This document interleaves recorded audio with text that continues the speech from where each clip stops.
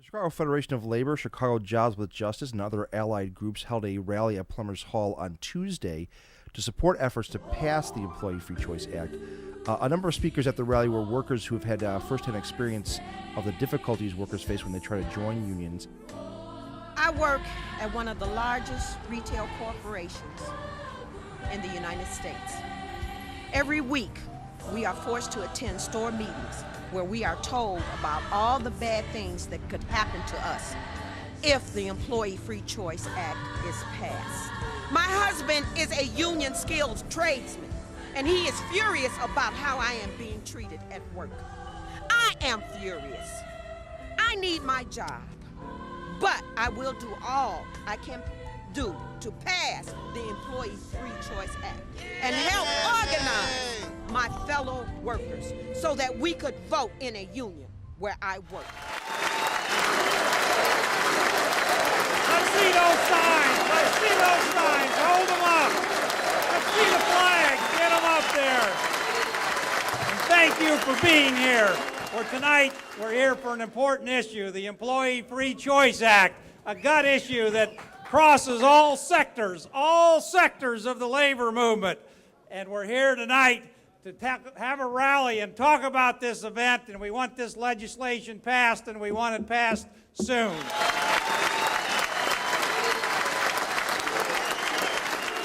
Brothers and sisters, I'm proud to share this podium today with all these great leaders and with workers that you will be hearing from. It shows we are all united in a national crusade to restore the freedom of workers to join unions and bargain for a better life for themselves and their families. We are together, and together we will turn the Employee Free Choice Act into the most powerful law protecting the dreams of working people in the history of our country. Why are we here at this rally, and what are we asking each and every one of you to do? The eyes of our nation are on the Chicago labor movement and the Illinois labor movement. You have the power not only to move your members of Congress on the great issues of the day, you have the power to move a president. So today we're asking you to act as an example, to set an example, by making more telephone calls and writing more letters to our elected officials in Washington than any other city or any other state in our country. We're asking you to promote more awareness and sign up more support, and make sure you make more congressional visits and raise more money to get our message out on TV, and raise more hell than any other city in any other state in America.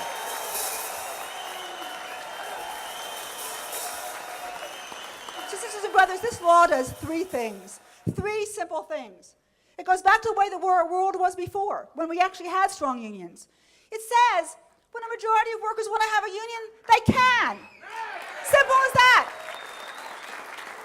It says when employers violate the law and threaten, intimidate, and fire workers, they get penalized. Is that fair? And it says when workers bargain for a contract, they get one. That's it. So, sisters and brothers, there's going to be uglier news ads, TV ads, newspaper ads by the CEOs and the ruling class in this country. They will lie, they will tell all kinds of stories about what this law means. Just remember, it means three basic things. Those things: a voice in the job when you want one, penalties for employers when they violate the law, and a right to have a contract. And with all of that, we can recreate the American dream. I've had three of the greatest moments in the last 6 months that I've had in a long time, other than the birth of my two children. The first was on November 4th when I was here in my adopted city, in my adopted state, and Barack Obama became the 44th president of the United States. The second one was I was with my good friend Jim Hoffa, John Sweeney, and Anna, and a whole host of other labor leaders at the inauguration. And that truly was history, and something that I and we will never forget about. But the third thing is that after the inauguration, minutes after, I walked around to the front of the Capitol and I saw the president's helicopter there, and I saw George W. Bush get on the helicopter, and I'll tell you what I did. I was standing there with President Hoffa, and he was looking out the window and he was waving, and I said to him, probably couldn't hear me, I said, "Good riddance, asshole," and I gave him the salute. I tell you, what we had to live through the last 8 years is organized labor, mean-spirited administration, the most anti-union, anti-worker administration in the history of our country. Somebody that said that he would not sign the Employee Free Choice Act if it passed. Somebody that couldn't spell or ever say the word union. God bless Barack Obama. God bless the labor movement.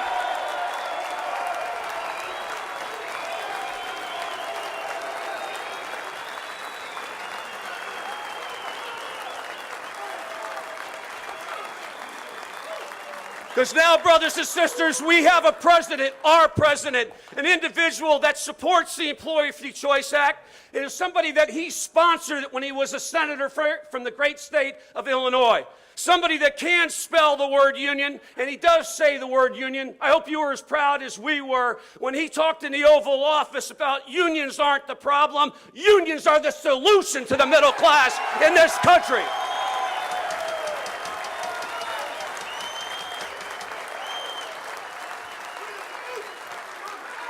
So now we have a president that looks like us, that thinks like us, that will fight for the legislative issues that will help create and protect the middle class and working families in this country. We have more votes in the Senate and we have more votes in the House. So you know what time it is now? It is time for us to pass the Employee Free Choice Act and put people back to work, dignity and respect.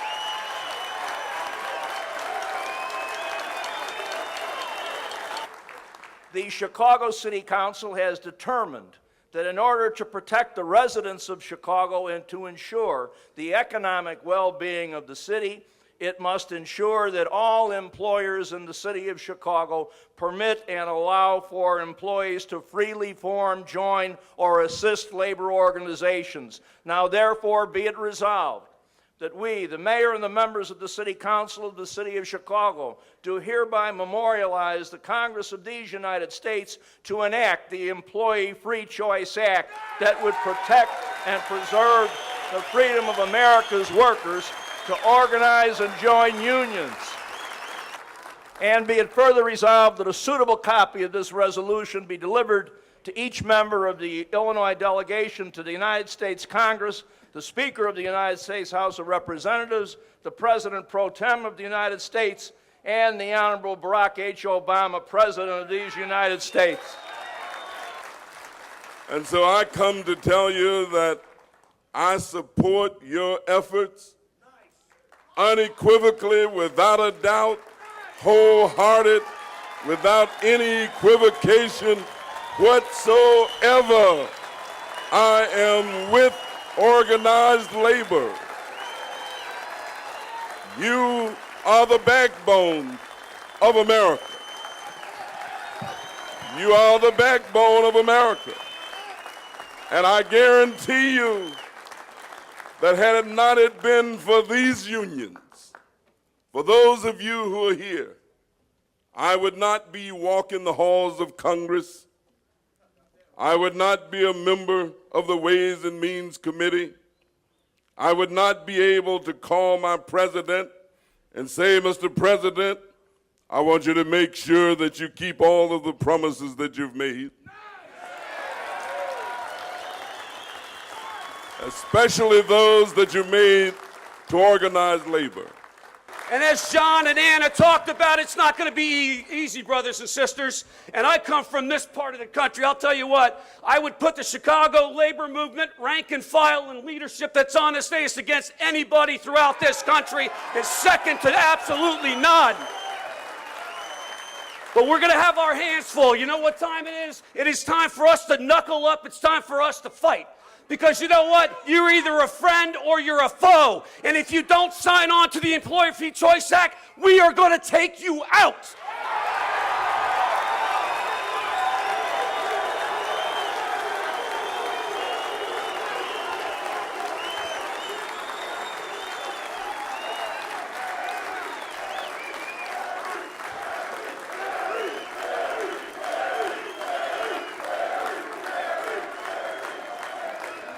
I'll put it the only way that I can. And, I know there's a priest in the house, so I'll ask him to hear my confession afterwards.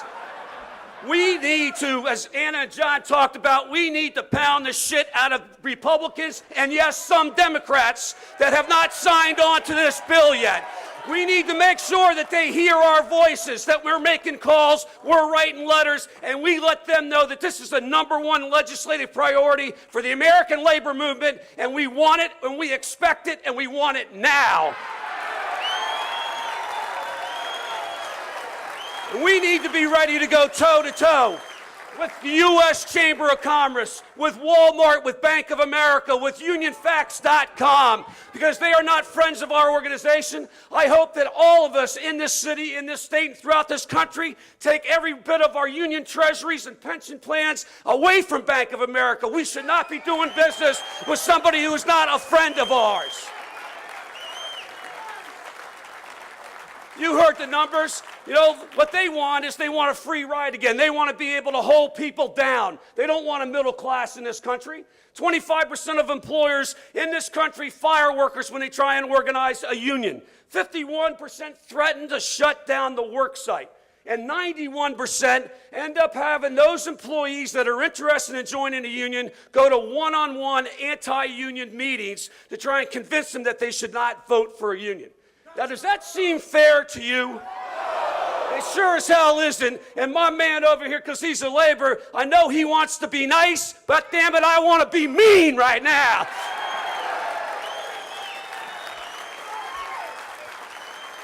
This is our time, brothers and sisters, as trade unionists and as Americans, to take our country back. What we need is 60 million more union brothers and sisters. And then we'll take care of the U.S. Senate, because we won't have to worry about 61 goddamn votes. We'll have 100 if we do it the right way.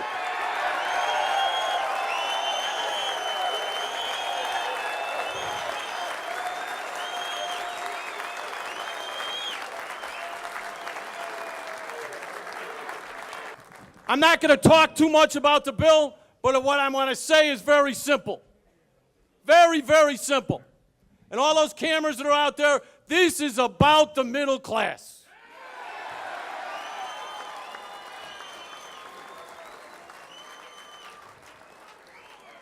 This is about the future of this country, because where labor goes is where the United States is going to go.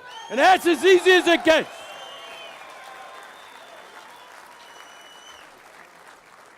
And the purpose of this rally this evening and this town hall meeting wasn't just to get John Sweeney in and Anna Berger and Terry O'Sullivan. It's great to see them, but the purpose of this meeting is real simple.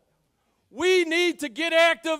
We need to motivate our Congress folks and the one U.S. Senator that's not with us to be for this bill, and we need it when? Now. Thank you. In January of 2006, we voted almost unanimously to form our union with AFSCME. We wanted a union for many reasons, but especially because management had fired many employees unjustly, which not only hurt us as employees, but also hurt our clients. We had high hopes of bargaining for a contract very quickly, but again and again, management canceled their meetings, and when they did finally show up, it was quite clear they were not serious about bargaining. After 15 months with no progress, we felt we had no choice but to go on strike. That was in July of 2007. It was a very hard decision because we had to consider, of course, both our families and our clients. Management was not concerned, however, about our clients. They hired scabs. You know what that is? Scabs? Boo! And you know what? Even though it's not fiscally and financially possible to pay us, they're paying them more. So, anyway, not nice. So day after day, we watch them cross our line, and we know that our clients are being shortchanged and we're being cheated. One of our coworkers died during this strike. She didn't have health insurance, and she put off getting medical attention. When her family met with Heartland, the director said, well, we've canceled your life insurance and you get nothing.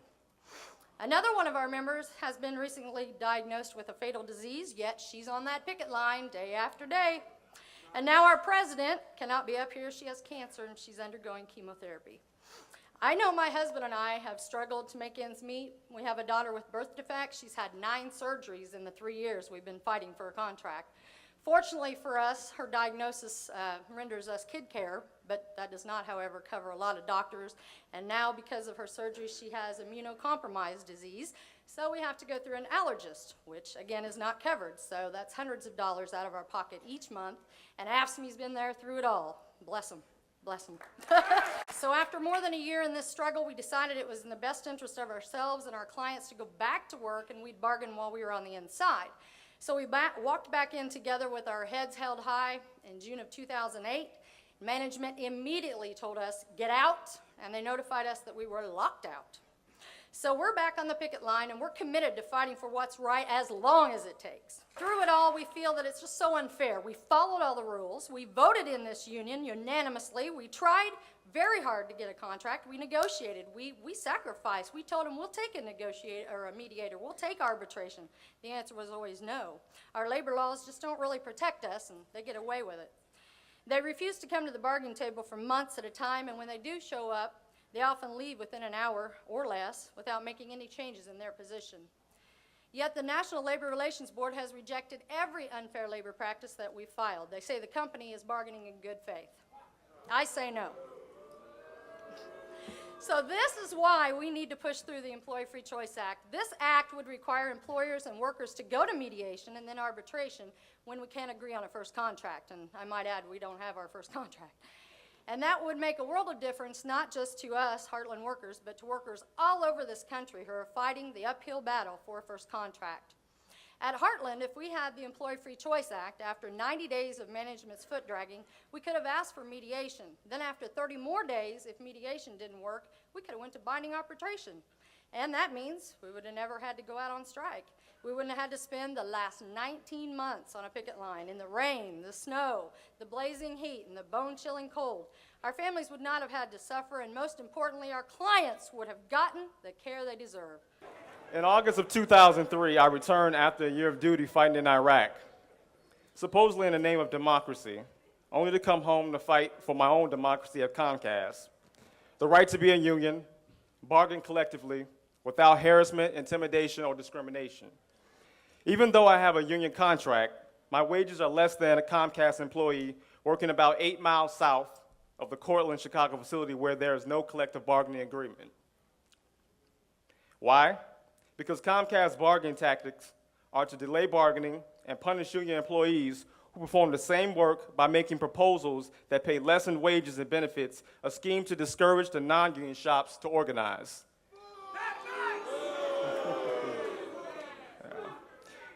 Last year, brothers and sisters on the south side of Chicago voted in an election held by the National Relations Board.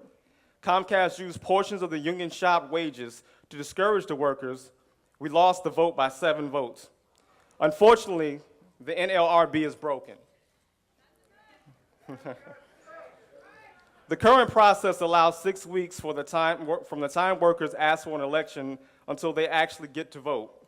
During the South Side election, Comcast held weekly mandatory captive audience meetings to scare workers into believing that if they voted for the union, that they would lose something or be harmed in some way.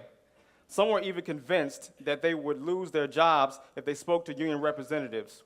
They planted supervisors in the parking lot to watch the employees. They watched employees take union material from organizers and stop to talk to union representatives. Comcast workers have been fired for trying to form unions. That's why the Southside workers are not here today. They can be fired for speaking the truth about Comcast because they are employees at will. My union contract allows me free speech and forces Comcast to use just cause to take discipline on me. With the Employee Freedom Choice Act as law, workers will have level playing fields without having to fear for their jobs.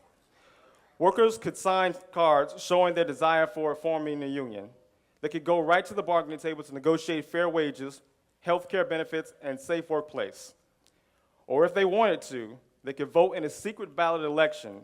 The best part about the Employee Free Choice Act is that it puts the decision in the hands of the workers and not the corporation. The Employee Free Choice Act is the workers' only hope to a fair wage, benefits, and a life in the middle class. Resurrection managers have some of the highest salary in the hospital industry, but support staff like me barely make a living wage. My husband and I both work full-time, but it's getting harder and harder to keep up. We're keeping our thermostat as low as we can. We're only driving one car. We have to make decisions about which bills to pay or how much we can afford to pay each month. We're even forced to buy less food. I have one question for those businessmen who say that a stronger labor movement will hurt our economy. How are we going to fix this economic mess without a middle class? When we first started, almost everyone I worked with agreed that a union was a good idea. They knew that if employees had a voice, we could fix many of the problems we face and force Resurrection to put patients and employees first.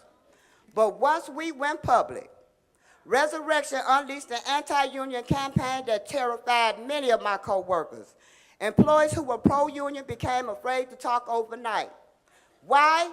Here are a few examples from my hospital alone of Resurrection's anti-union campaign. I was told I could not hand out union literature anywhere in the hospital, period. It's common knowledge at Resurrection that if you're an open union supporter, you are a target. They've even fired 4 of my co-workers who were union supporters in my department alone. So far, Resurrection has fired 10 public union supporters throughout the system. How did the current labor law protect our rights? For my fired co-workers, the labor board did nothing.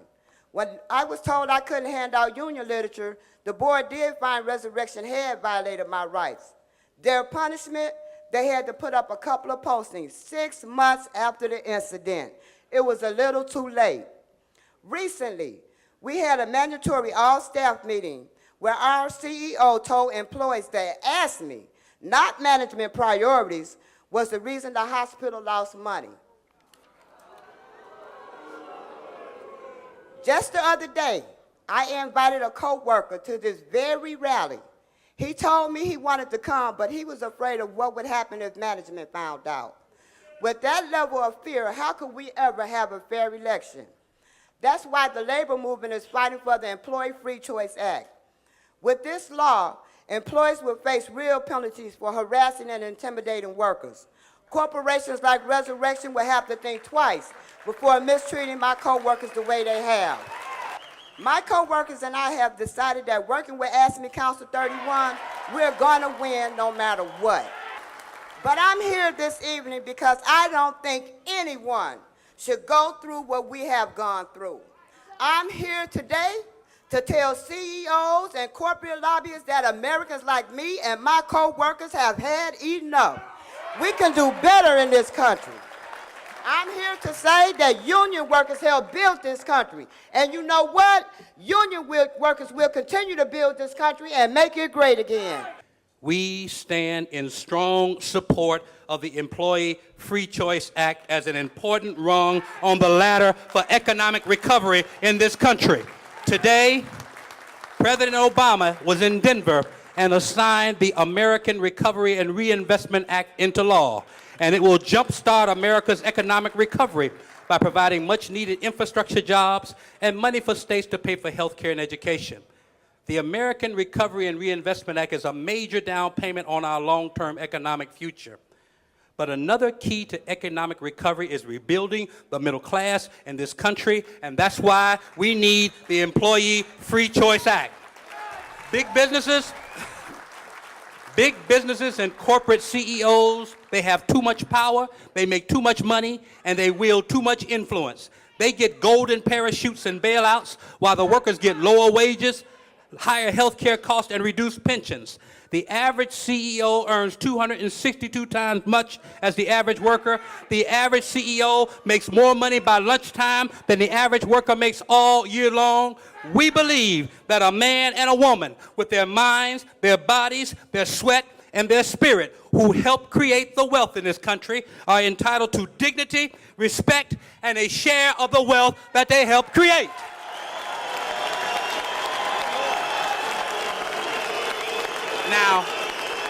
Now, some of our opponents are going to call us names. They're going to say we're engaging in class warfare.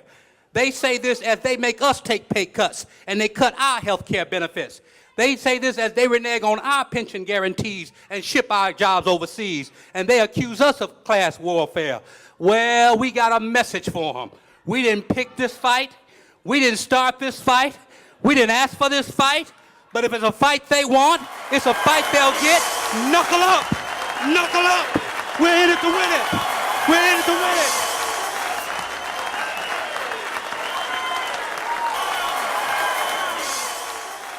Do workers like Gail and Jose and Shirley, do they get the freedom to choose whether they can form a union? Or will their bosses continue to be allowed to harass and intimidate and fire them for trying?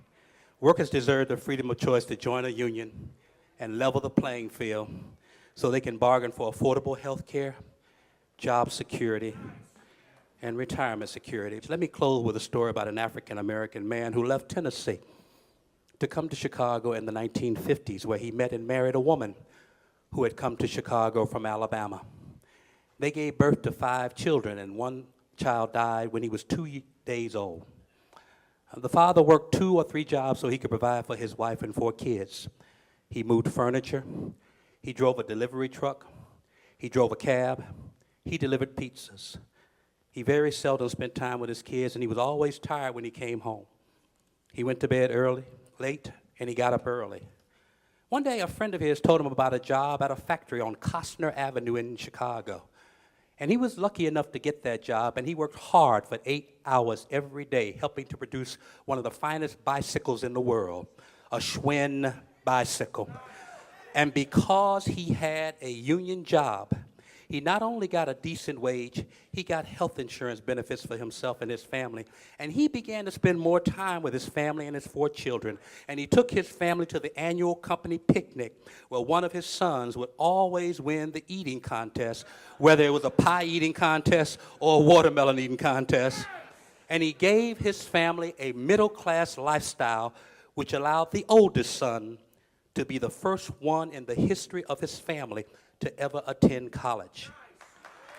That man was my dad, and I'm that oldest son. And so the building blocks of a middle-class lifestyle, allowing a father to spend quality time with his family, giving his children opportunities he never had, the ability to live a meaningful and fulfilling life rested squarely on the back of a strong labor union contract. If more hardworking people have the opportunity to come together in unity and solidarity to improve their own lives, to improve their workplaces, and to improve the quality of the product they produce or the service they provide, then our society as a whole will be enriched, not just materially, but spiritually, emotionally, holistically. It's not a radical idea, at least no more radical than Catholic social teaching that preaches very clearly about the dignity of all life, or the American Declaration of Independence. It is about overcoming injustice, and instead seeking fairness and dignity for all. I know that if we stand together, if we truly stand together, and believe me, this is great inspiration for me to call on other ministers, other people of faith, to get involved and to support your efforts, to support our efforts, because it's about all of us. If we do that together, then indeed we will prevail. We will prevail, and we will all win together, every one of us. Amen.